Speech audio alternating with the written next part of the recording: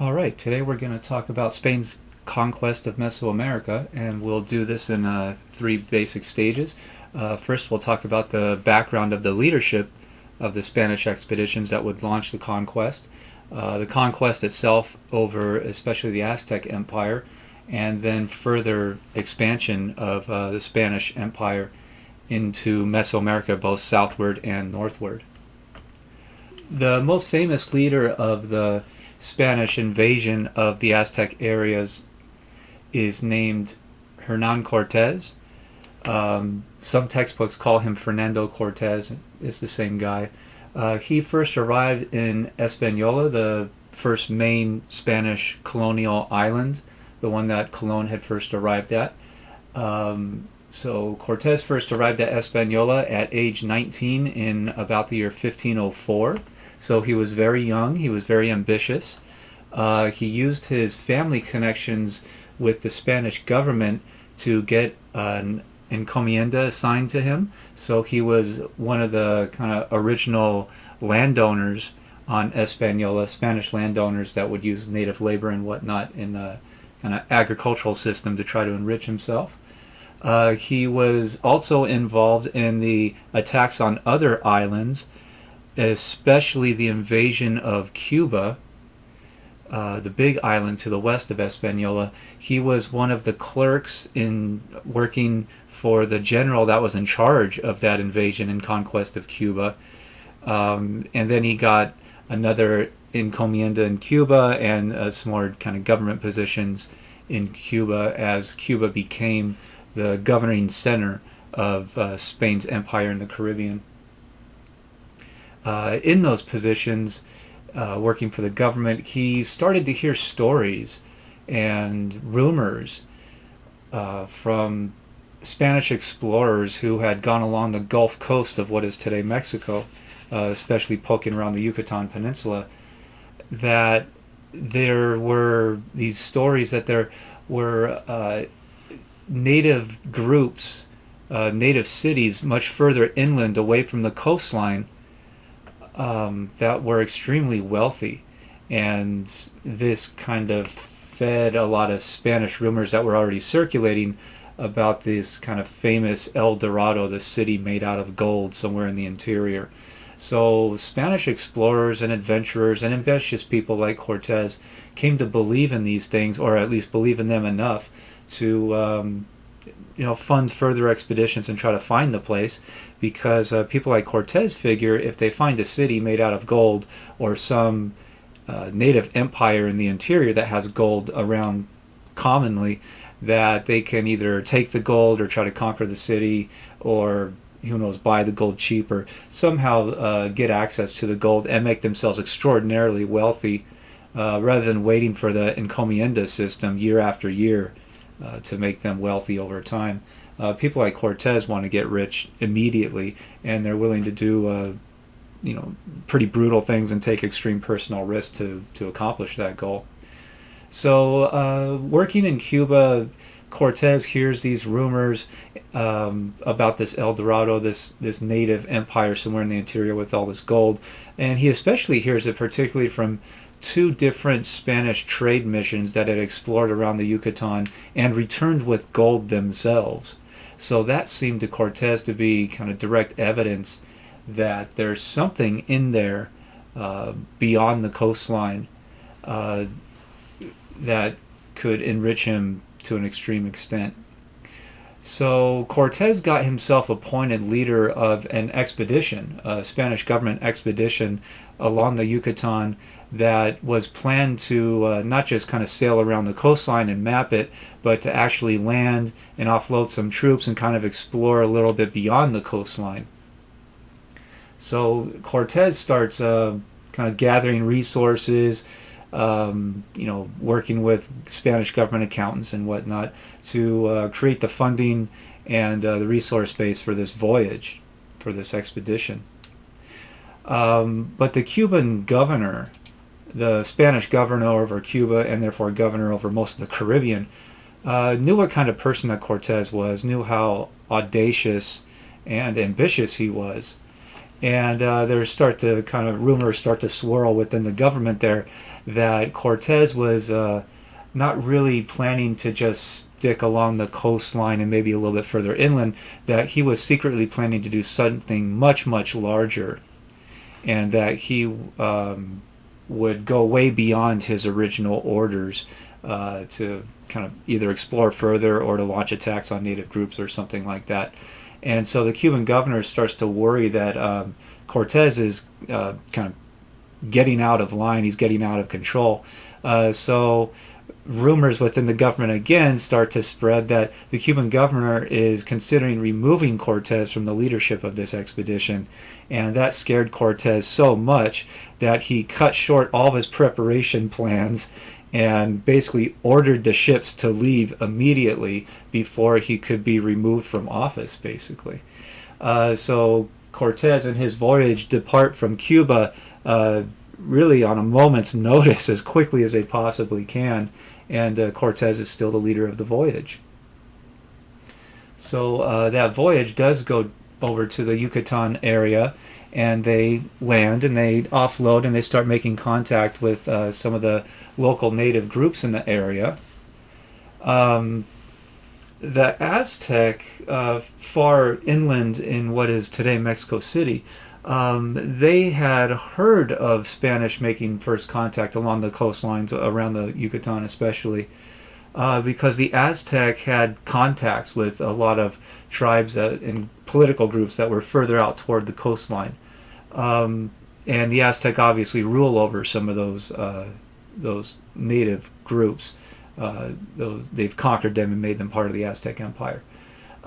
So the Aztec leadership, the Mexica, they knew that the Spanish were poking around. They knew that they were foreigners. They knew that they had advanced weapons and horses as kind of pack animals and possibly attack animals and big ships and all this kind of advanced technology. So it's not like the Aztec leadership was in the dark about the Spanish being in the area. The problem is that the Aztec leadership doesn't really know what to do about it. And the Aztec will kind of pursue similar policies that they had used to subjugate or bribe other native groups in their area. And they kind of expect those policies to work because they've always worked for the Aztec goals in the past.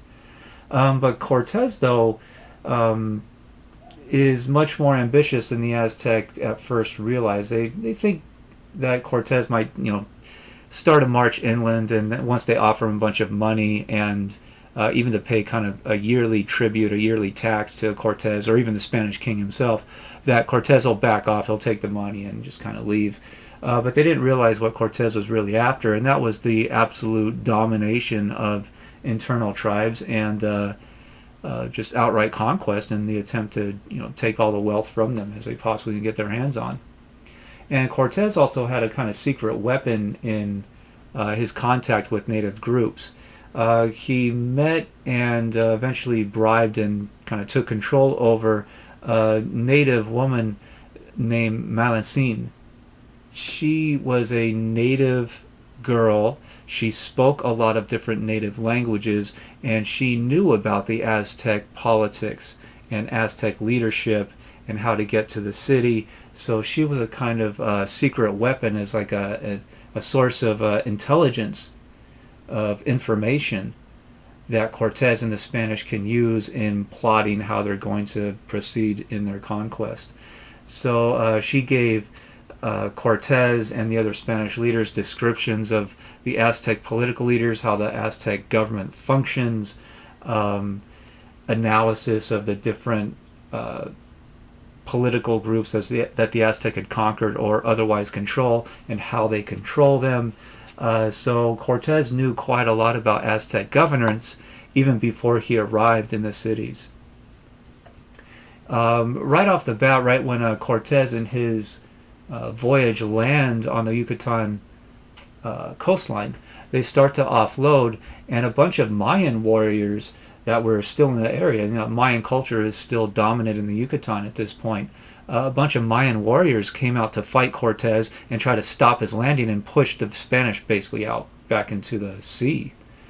And that attack turned out to be pretty disastrous for the Mayan warriors because Cortez used the advanced Spanish firearms, steel swords that kind of obliterated the native defenses, and Spanish cavalry on large horses that the Maya had really no access to.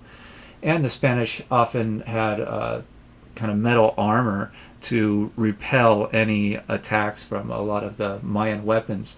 So the Spanish counterattack against the Mayan pretty much wipes them out, wipes out the army at least that came out to fight them. So Cortez defeated the Mayan groups that attacked him, and even forced some of the Mayan warriors into his own army, into the Spanish army, so that they can proceed.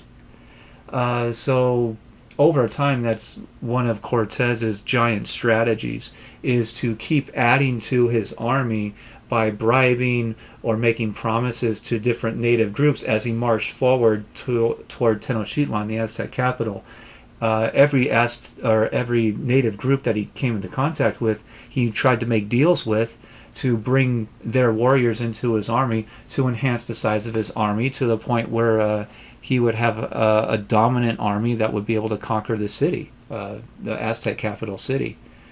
So eventually, the Spanish army that will attack the Aztec capital is actually a minority of Spanish soldiers. The vast majority of the army are actually native allies that will help the Spanish attack the Aztec, because a lot of these natives, they hate the Aztec. The Aztec had conquered them or forced them to pay tribute or somehow had repressed these different native groups.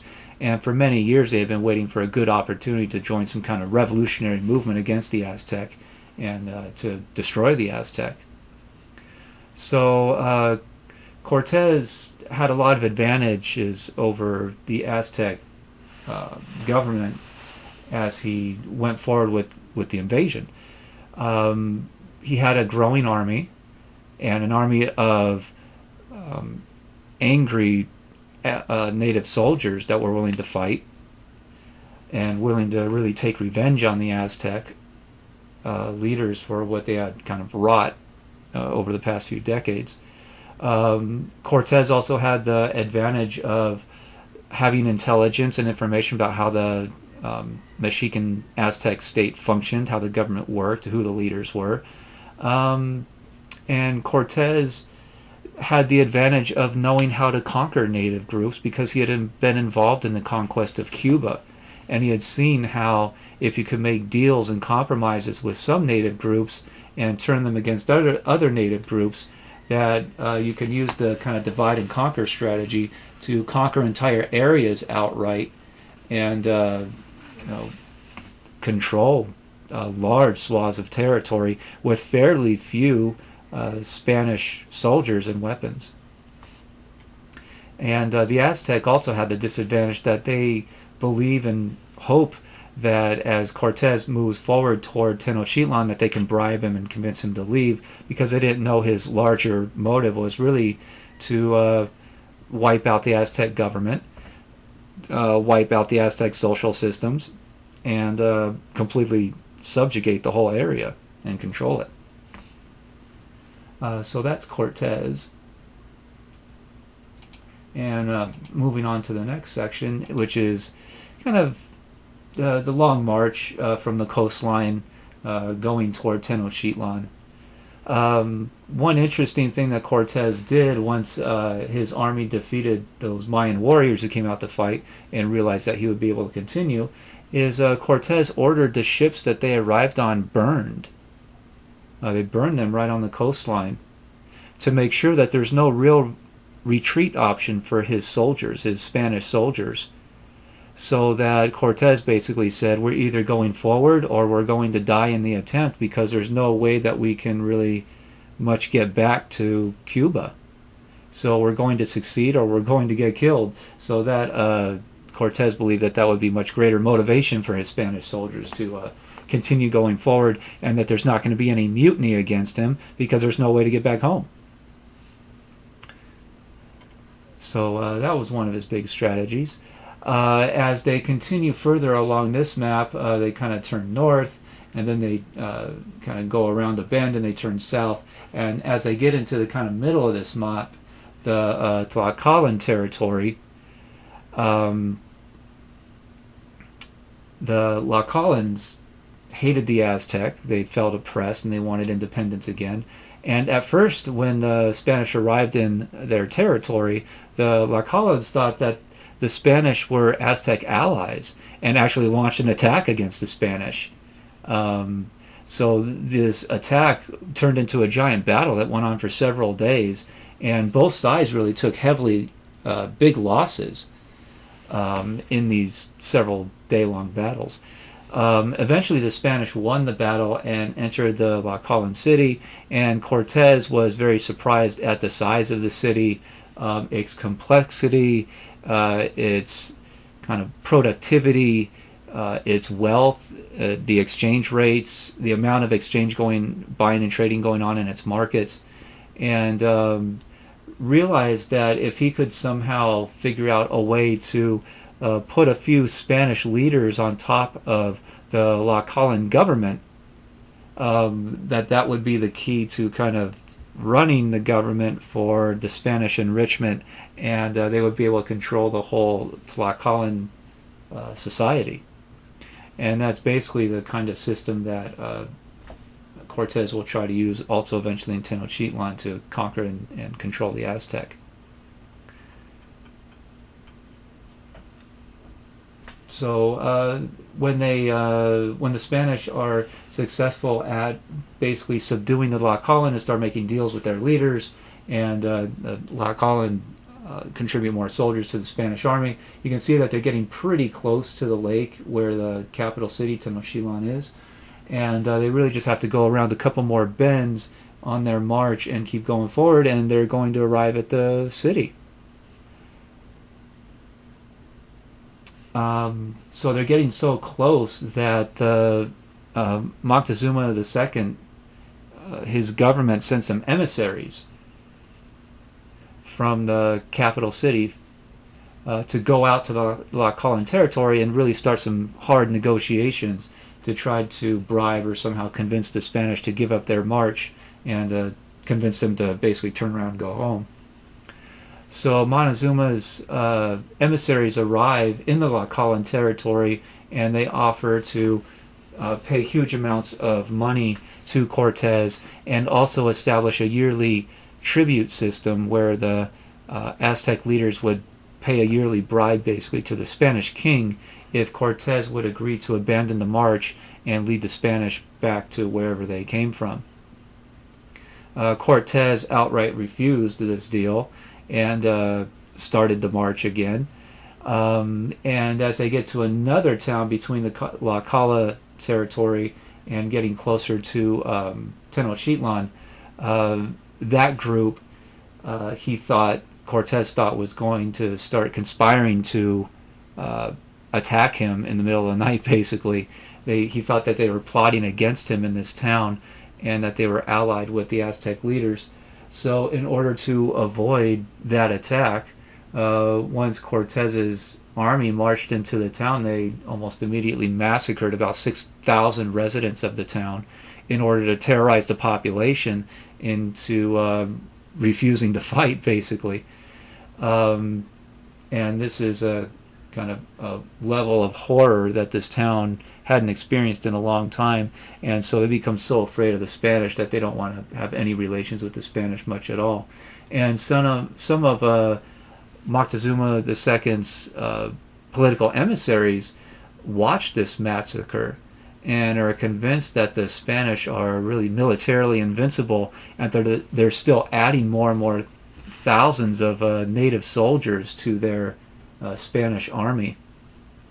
So the Aztec emissaries are very, very afraid of what this can lead to, and so they try to warn Moctezuma II and his advisors about what these Spanish are really about, the level of their brutality. So the march continues. Cortez and his soldiers cross through one of the last kind of valleys and they go between actually a mountain range approaching the southeastern corner of the valley, and that mountain range even contained an active volcano. So you can imagine the scene way up in the mountains crossing over with a kind of smoking volcano on the side, and then they kind of crest over the mountain and they look down into the valley and they see this very large lake with the biggest city that any Spanish person has ever seen in their lives. So the kind of psychological impact on the Spanish was pretty extreme of this experience. They are absolutely floored at the size of the city, which is probably about 10 times the size of any biggest Iberian city that any of the Spanish would have probably ever seen in their lives. So they just cannot believe the scale and the scope of Tenochtitlan, and how clean the city is, how well fed the residents are for the most part, and the quality of the food that they're eating because of the Chinapa system. So Cortez and the Spanish they can't believe what they are witnessing. It seems to be otherworldly and surreal to them.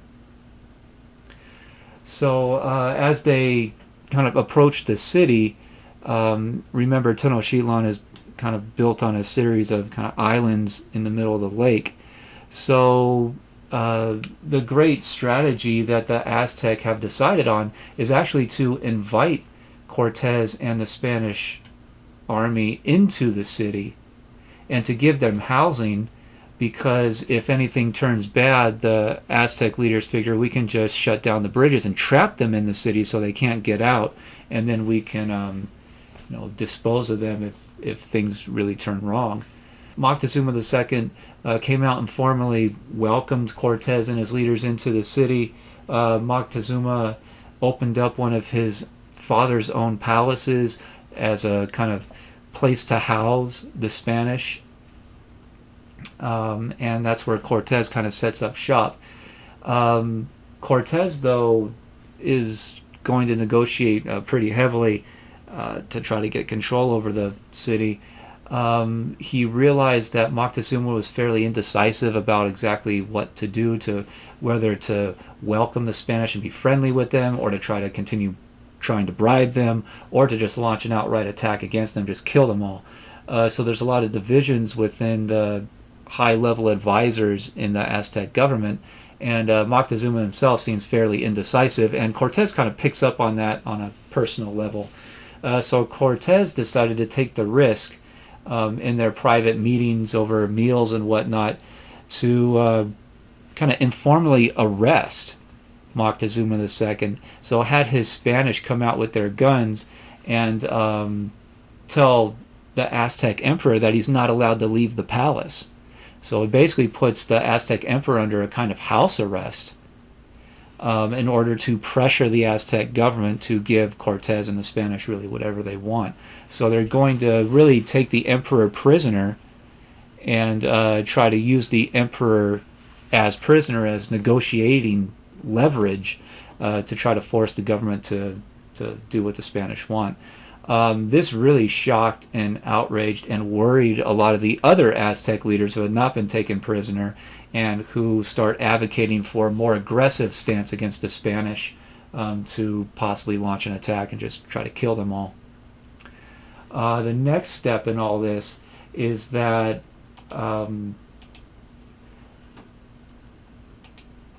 Cortez allows his soldiers that have kind of free reign to kind of walk around the city on a daily basis and explore. Cortez either allowed or ordered or just simply refused to stop what the Spanish soldiers will start to do in the city, and it's largely an attack on the Aztec religion and a lot of especially the Mexica icons and idols and whatnot, and kind of religious temples and buildings. So the Spanish soldiers start toppling icons around the city, just literally just knocking them over and destroying them.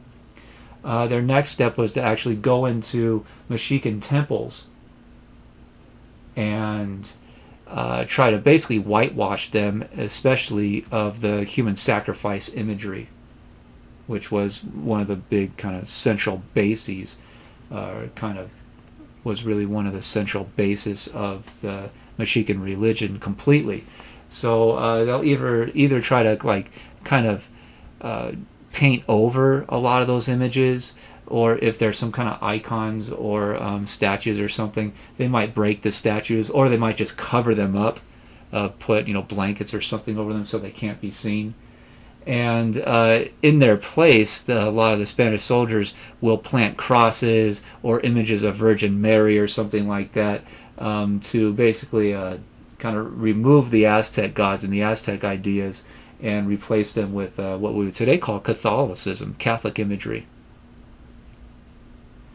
So while that is going on, Cortez received word that the governor in Cuba, the Spanish governor in Cuba, was extremely angry that Cortez has done all this stuff, and basically went way beyond his original orders.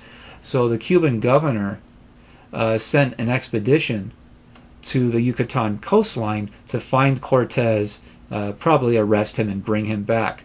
So Cortez took some of the soldiers and left Tenochtitlan and marched all the way back to the coastline and attacked the other Spanish voyage that's come looking for him, basically, and defeated that Spanish voyage and defeated those Spanish soldiers. So this is a kind of small-scale civil war. It's a battle between Spanish soldiers fighting each other, and really revolves all around Cortez's kind of going beyond his orders in the first place.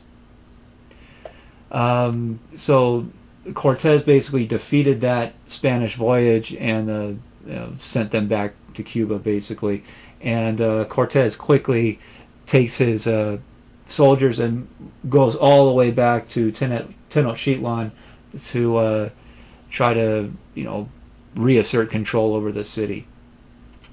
And when he finally got back to Tenochtitlan, he learns that the Spanish that he had left in the city, the Spanish soldiers, had attacked a religious ritual.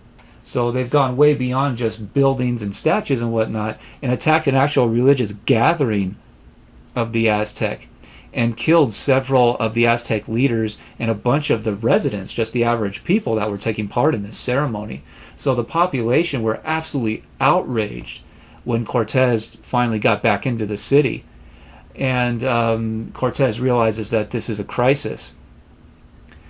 And they kind of hold back up in that palace where they were being held and where they had Moctezuma II still as prisoner. And they're very afraid of being attacked. And the Aztec attack does come. The Aztecs start launching attacks on the Spanish in the palace. And so there's some fighting between the Spanish soldiers plus their native soldier allies that they had brought with them, versus the Aztec warriors on the outside that are launching the attack. They're trying to basically kill them all.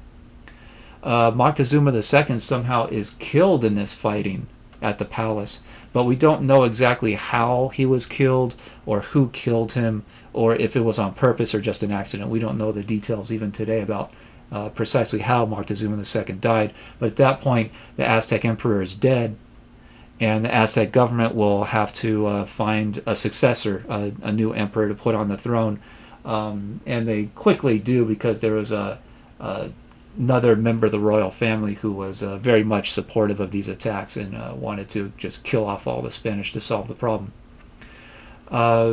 So Cortez and his men realize that they are basically trapped in this palace. They're barely holding on, repelling the Aztec attacks from outside, and they realize that they're not going to hold on to get forever. So they're going to have to find a way to get out to escape, because either they're going to die from warfare or they're going to starve to death. So they have to get out. And Cortez decides that a midnight escape plan is probably their best chance of trying to get out. So they form a plan to try to sneak out of the palace in the middle of the night, literally. And it's a pretty intricate plan. They have all these designs drawn up. Their big plan really is to get out of the palace, get to some boats because the city is built on a lake, and figure out how to build some kind of like quickly constructed little bridges so that they can go from one part of the city to another undetected on the boats, and eventually get to the end of the city and get to the shoreline and escape. And they even they want to take their horses with them, which is pretty extraordinary because horses are pretty loud, especially in the middle of the night when the city is kind of quiet. So they even figured out how to put cloth on the hooves of their horses when they start the escape, so that the horse hooves kind of walking and running along won't make enough noise, they hope, to make the Aztec warriors aware of what's going on. So it's a pretty intricate escape plan, based on kind of silence and stealth, and building these kind of movable, quickly constructed bridges so that they can go from one area of the city to another.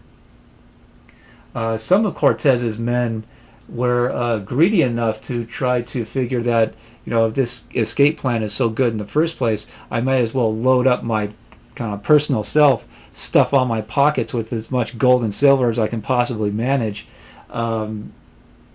Not all the soldiers did that, but apparently the greedier ones did. And they're hoping that they'll be able to escape with at least some gold and silver so that they can be enriched and never have to return to this place again. So in the middle of the night, they start their escape.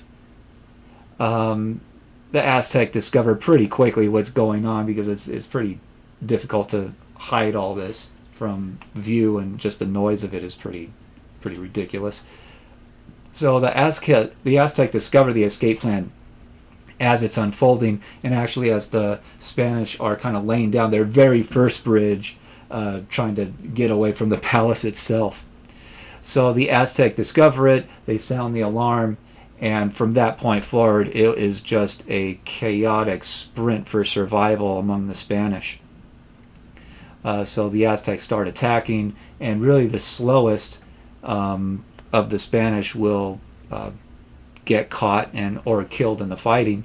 And the slowest are actually the ones that appeared to have stuffed a bunch of gold and silver in their pockets. It really seemed to weigh them down. And they either got killed or captured. And so this is often called the Night of Tears, because that's what the Spanish thought of it. So eventually about half the Spaniards that tried the escape, and something about 4,000 or so of their native soldier allies, were either killed or taken captive that night. So the Spanish refer to it as the Night of Tears because they're the ones that they think are suffering the most. And though the ones who were not killed in the fighting and were taken prisoner, as Cortez and the men that are actually able to escape, they look back, and reportedly they can see the ones that were captured being marched up the great temple of sacrifice, and they see the first of them being sacrificed right there on the spot to appease the Aztec gods. So it's a pretty horrific scene for the Spanish and the native allies who survived and escaped. So about half of them were either killed or captured in the escape. But Cortez himself was at the forefront of it, so he and most of his big leadership escaped. And they eventually get back to the Tlaxcalan territory, and kind of word spreads about what's been happening. So the Spanish get to the Tlaxcalan territory and find a lot of friendship with the Tlaxcalans, because the Tlaxcalans hate the Aztec. They view the Aztec as oppressors and have been looking for a good opportunity to destroy the Aztec, or at least rebel against them and fight against them for a long time. So the Spanish are able to make friends with the Tlaxcalan again, and they are able to rest and resupply and refurbish a new Spanish / Tlaxcalan army to launch another attack on Tenochtitlan. So the final big attack occurs in summer of 1521, and the assault is led by Cortez, led by the Spanish, and their attack plan is basically to get a bunch of boats and put cannon on the boats and move around the city and just attack the city with cannon and destroy the buildings and whatnot.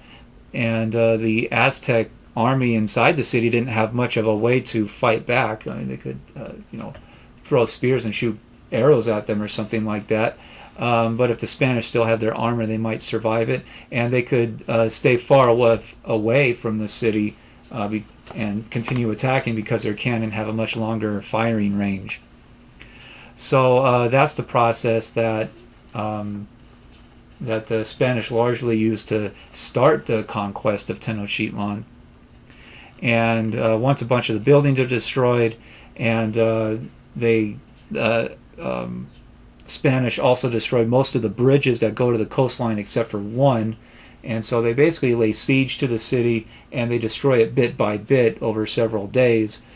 And when the city seems at its most desperate point, Cortez leads an army across the last bridge into the city to do kind of street by street fighting to gain control over the entire city itself. The Aztec strategy seems to be, once Cortez is in the city, to kind of launch hit and run tactics to try to stop Cortez, or at least kind of nip at his heels to the point where it could weigh down Cortez and whittle down his army over time. So the Aztec counterattack strategy was that every time a Spanish army would take over a building, and they would stay there at night or take over a street or something, and they would hole up in there for the night and get ready for the next day's attack. The Aztec would attack the building in the middle of the night and try to retake the building, basically. And they were successful at that for several days of reconquering the buildings in the middle of the night when the Spanish soldiers were exhausted. So Cortez ordered, to stop that, ordered all Aztec buildings that were conquered to be destroyed before nightfall. So the city is absolutely pretty much annihilated in this fighting. The conquest is finished in August 1521, so about the middle of the summer, getting into late summer. Historians estimate that smallpox also played a big role in the fall of the city, and that once a smallpox epidemic started in Tenochtitlan, it killed something like 10,000 Aztec per day. And that many Aztec warriors later kind of testified that they were so sick with this disease that they couldn't even hardly move because of the physical pain in their body, much less, try to fight a war. So there's also a certain amount of kind of biological warfare that the Spanish used to conquer the city and eventually conquer the whole empire. So going into the next section, the city is pretty much destroyed. There's still a little bit of gold and silver kind of trinkets and stuff laying around that the Spanish eagerly sought, and the Spanish take control of the government, and they take the new Aztec leadership prisoner, the inheritors of Moctezuma II. And the Cortez and his leaders are so obsessed with finding the rumored gold and silver, any kind of treasure that they possibly can, that Cortez ordered the last Aztec king tortured to death, hoping that torture would convince the Aztec king to reveal where this hidden treasure might be. But the king died without revealing much of anything, so he died a pretty horrific death. And Cortez and the Spanish didn't learn anything from it. So that shows you the kind of level of brutality that the Spanish invaders are willing to inflict on native groups in order to enrich themselves. So the Spanish have completely conquered the city, and they conquer the whole empire, and the Spanish government starts to call this new entity, this new area, New Spain. So that is what they will call their new colonial government that the Spanish will lead. The Spanish will start to intermarry with native women and produce what are called mestizo children, which is basically mixed race children, in order to kind of corrupt the native population as much as they can and remove as much of a fighting force for the natives in the future as they possibly can. So a lot of the mestizo children are given kind of Spanish government privileges for the long term, and a lot of the mestizo children identify as Spanish and even fight in Spanish armies whenever there's a native uprising over the next few decades in the area. The major collaborators, the native groups that helped the Spanish on Cortez's long voyage and the conquest of Tenochtitlan, especially the La Cala, are rewarded with great privileges. They're kind of given lands and tax exemptions and things like that to reward them for helping in the conquest in the first place. But the Spanish, and even Cortez himself personally, are not done with conquering. They did not find nearly as much gold as had been rumored. So Cortez is actually very disappointed and realizes that their future source of Spanish wealth in the area is going to be based on two different possibilities. Number one, they could set up a Spanish landowning system and encomienda system, just like they had built in Cuba and Hispaniola. But for a lot of people like Cortez, just being gigantic landowners with a lot of kind of native slaves as workers will enrich them kind of slowly over time. But people like Cortez, again, they want to be extraordinarily rich right now and go back home to Iberia and live the good life for the rest of their lives. So Cortez and other Spanish leaders start looking for other places to conquer as they continue looking for these rumored, extreme kind of cities with gold all over the place and whatnot, the rumored El Dorado. So Cortez and his lieutenants start leading conquest further south and east of Tenochtitlan, continuing to look for those, rumored gold-laden areas. The first place that they kind of attack and are able to conquer is what is today known as Honduras. So that is much further south and east from even the Yucatan. As you can see on this map, the Spanish launched their invasion of modern-day Honduras in 1524 and conquer it. And then they turn around and they go after what is today Guatemala, which was occupied by a group called the Quiche. So that native group had somewhere around 40,000 residents. They had fierce warriors, and they had a very kind of warlike civilization. So they had already built very strong forts, fortification, defensive positions to repel attack. So that war actually went on for 3 years or so, 2 or 3 years. The kind of Spanish strategies for winning that war finally are, number one, to form alliances with some of the Quiche rivalries. So there's the Quiche are not like one unified government. There are several different cities and city-states that have kind of historical rivalries with each other. So Cortez figured, much like his invasion of Tenochtitlan, if you can get some of those natives on your side and therefore split your kind of base of enemies, then that would make it much easier to conquer the area. So he made those deals with some of the Quiche native leaders and bribed some of them and whatnot to bring some of them on his side. And a lot of those native leaders felt that, we'll destroy our kind of long-term rivals within our own civilization, and hopefully the Spanish will leave at that point, and we'll just be left as the dominant force in the area. The leaders that would not form alliances with Cortez, he ordered a lot of those chiefs burned to death in public as an example to kind of terrorize the society, and then enslaved the rest of the political leaders of different native groups in order to gain control over their governments.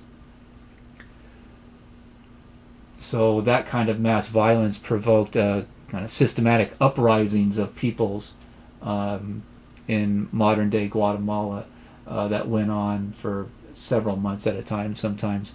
But by the end of 1526, the Spanish army is able to crush all those kind of smaller rebellions and gain control over pretty much all of modern-day Guatemala. The Mayan holdovers up in the Yucatan Peninsula were much more difficult to conquer and subdue. So they will start the Spanish will start launching attacks on the Maya in the Yucatan in about 1527. And the Maya were much harder to conquer and control because the Maya were split up amongst many, many different cities. So, that fragments their resistance. So a lot of those cities don't really cooperate with each other because they also have long-term rivalries. But they have also heard about what Cortez has done to the Aztec and also to the Quiche by kind of making deals with different groups. So almost all of the Maya are very resistant to the Spanish, and they're all going to fight against the Spanish invasions for really a couple decades. So even by 1535 or so, the Spanish invasions have been going for about 8 years by then, but there's very little progress being made in the Yucatan. And even if Cortez and his lieutenants can make deals with some Yucatan leaders, there is no one unified Yucatan government to make a deal with. So there's no one that you can conquer or go after or bribe or whatever to try to end the war, because there's no one single Mayan authority to tell all the soldiers in the whole peninsula to stop fighting. So the Maya will use kind of hit and run defensive tactics that will try to slow the kind of Spanish systematic invasion.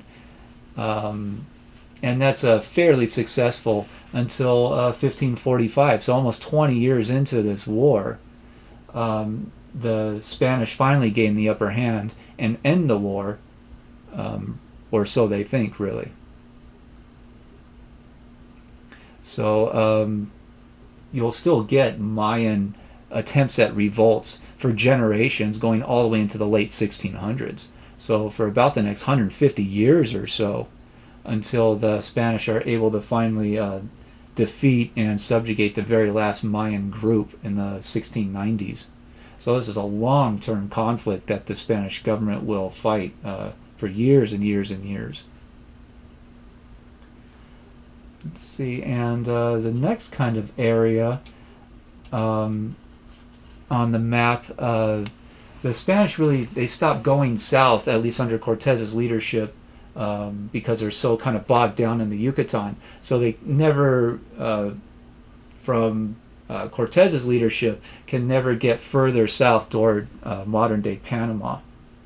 So that will be left to other kind of Spanish explorers and leaders to try to go after. And the Spanish leaders from Tenochtitlan also start attacking further north. And this will occur under actually a rival with Cortez, a guy who was kind of alongside Cortez for the invasion and conquest of Tenochtitlan, but then they start kind of infighting amongst each other and arguing against each other about who gets what land and wealth and whatnot. So as Cortez is attacking further south, this other guy named Nuno Beltran de Guzman will start attacking with a Spanish army further northwest of Tenochtitlan, and eventually will establish a new colony that he will call New Galicia. So he starts those attacks in about 1527. He wins the initial war to establish the colony in 1529. But much like the Yucatan, the natives of those areas were also decentralized. They did not have many big cities at all, so they were kind of rural. So they were able to use guerrilla warfare, hit-and-run type tactics, basically, to resist the Spanish invasions much more successfully than even the Aztec had. Because, again, there's no one political entity to go after to try to order a ceasefire. And guerrilla warfare is basically where the fighters kind of launch surprise attacks, and then they go and blend back into the just general population so they can't be found. or they go off and hide out in the mountains or in the forest or something like that. So that's what guerrilla warfare really means. It's surprise attack, and before your enemy can bring its mass army to the area to have a giant battle, you kind of melt away and get back into a hiding place where you can disappear. So these wars for New Galicia will continue for next 30 years or so. It's not one long-term war. It's really a series of kind of rebellions and attempts at overthrowing the Spanish colony and kicking the Spanish back out. So the Spanish have one big victory in 1536 that they think will end the overall war, but then another rebellion breaks out in 1540, and that goes on for a couple of years. And then there's a decade-long rebellion among the Zapotecas. So they rise up, and that rebellion will go through basically the whole decade of the 1550s. So that's something that Guzman will have to deal with, and the Spanish government will have to try to figure out how they're going to gain the upper hand for the long term. So there's a lot of intermittent fighting and rebellions going on, even when the textbooks might tell us that the Spanish have conquered Tenochtitlan and now they rule the whole area that is today kind of southern Mexico. So there's a lot of kind of nuance there and circumstantial fighting. And again, the Spanish are after big gold and silver deposits or any kind of cities that have gold and silver laying around in mass quantities. So the Spanish will often pay or try to coerce native informants to tell them where the gold and silver deposits are, like where is that wealth. And the Spanish do discover some silver deposits, and that kind of spikes their interest and rekindles the El Dorado rumor and legend again. And the Spanish do start building a whole bunch of silver mines, especially in the area that is today kind of southern Mexico. After the first initial discoveries, the Spanish will build about 34 or 35 silver mines in just 4 years. So the Spanish are investing in silver production, extracting silver from the ground, and using native labor to do that pretty brutally. So this is an ongoing story through the rest of the 1500s. There's other attempts at rebellions, especially amongst a group called the Chichimeca, who resisted Spanish incursion into their area throughout the 1590s until the Spanish started to build missions, Catholic missions in the area, and were able to enslave and subdue some native workers. And the big thing that the Spanish realized with the Chichimeca leaders was to just outright bribe them on a yearly basis, give them a huge amount of money, and they will try to order an end to all of the attacks and the rebellions and whatnot. Going even further north, the Spanish are still launching kind of explorations of the coastline and whatnot all around the Caribbean and the kind of major coastlines of the continents, still in the 1520s, 1530s, 1540s. One of these explorations shipwrecked somewhere along what is today the coastline of Texas, modern-day Texas, along the Gulf of Mexico. So one of these little explorations shipwrecked, and 5 Spanish sailors under the leadership of Alvar Nunez Cabeza de Vaca are shipwrecked and are kind of just put in a very bad place because they can't get back home. They largely don't even know where they are. They have no faith that a future Spanish exploration is going to come to the area and pick them up. So they start walking from the Texas Gulf Coast, and they start traveling, trying to get all the way back down into what is today southern Mexico and get back into a Spanish colony. So it takes them years of doing this. So they have all kinds of crazy stories to tell by the time they get back to the Spanish colony. And the stories they start to tell are of these great native civilizations that are further north that they either encountered or they heard rumors of when they encountered natives along their path from the coastline down to the colony. So that piques a lot of interest among Spanish explorers who are still, again, looking for El Dorado, looking for this massive gold-laden empire somewhere. So the Spanish governor over these colonies appoints a guy named Francisco Vasquez de Coronado to lead expeditions in search of those rich native kingdoms up in, really what is today the United States. And they start exploring around, kind of poking around looking for those rich kingdoms around modern day Arizona, New Mexico, Texas, Oklahoma, and even as far north as modern day Kansas. But they never find anything like that. They never find the gold-laden empire or anything like that. So, but it does push Spanish exploration of the interior much further than it probably kind of would have naturally developed all by itself. So the Spanish map of the continents are growing, 1520s, right after Tenochtitlan is conquered, 1530s, 1540s, and 1550s. So the Spanish knowledge of the area and their contact with native groups throughout these regions is growing and growing over time. So there's several things we want to remember about the Spanish conquest of Mesoamerica, some kind of big takeaways at the end here. Number one is that the Spanish government did not plan these conquests. Even the Spanish colonial government in Cuba did not plan or even try to plan to conquer the Aztec Empire. That was done by Cortez and his kind of sneaky leaders that figured out how to get enough government resources together to launch an attack and do it, at least they hoped to, secretly. But eventually, when the colonial government realized that they were going to make this attempt, they were going to shut it down. So the Spanish conquest of Mesoamerica was really unplanned. It was haphazard. It went according to kind of circumstances and the just chaotic results of what Cortez was doing. So that any time you see a documentary or something, or a textbook or an interview with someone saying that the Spanish intended to do this, no, not the Spanish government. Some individual Spanish people intended to do it, mostly for their own personal enrichment and empowerment. The next one is really that these conquests relied on American-based resources.